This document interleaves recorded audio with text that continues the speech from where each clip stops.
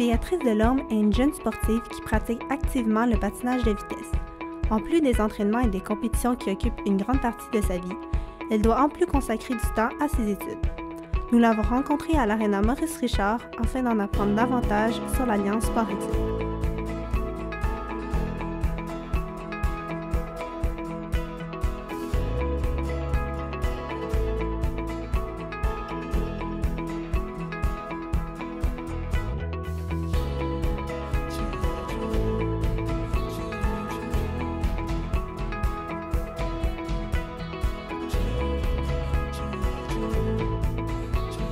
Qu'est-ce qui vous motive dans la pratique de ce sport?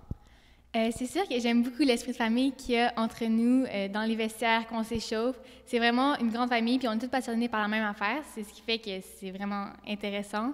Puis c'est sûr que la sensation de la vitesse sur la glace, tu peux pas retrouver ça ailleurs, puis c'est ça que j'aime, là. Selon vous, est-ce que l'Alliance Sport-Études est recommandée pour les jeunes de votre âge? Bien, ça aide beaucoup, c'est sûr. Je pense que dans une alliance sport-études, ce qui fait que c'est mieux, c'est que les professeurs sont au courant que l'élève peut manquer des cours pour des compétitions, puis ils sont plus peut-être permissifs par rapport aux dates de remise ou aux dates d'examen. Fait que je pense que ça, c'est un avantage, mais je pense que sinon, dans toutes les autres écoles, les profs devraient être conscients que quand on pratique un sport d'élite, bien, c'est normal qu'on manque des cours.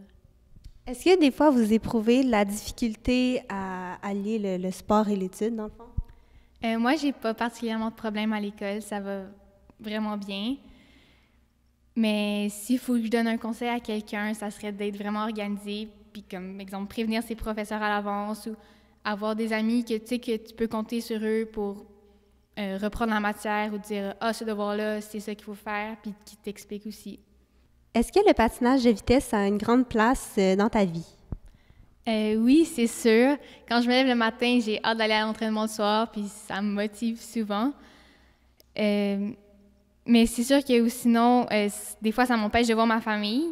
Comme quand on a des fêtes en famille, bien, souvent, je pars plus tôt ou j'arrive plus tard.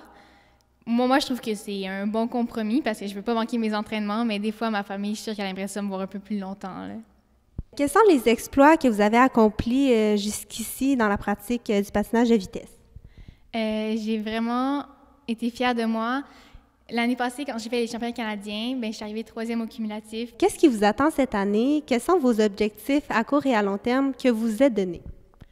Cette année, j'aimerais beaucoup passer élite. C'est mon objectif principal.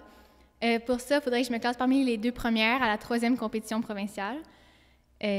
J'aimerais vraiment ça. C'est ça que je veux cette année.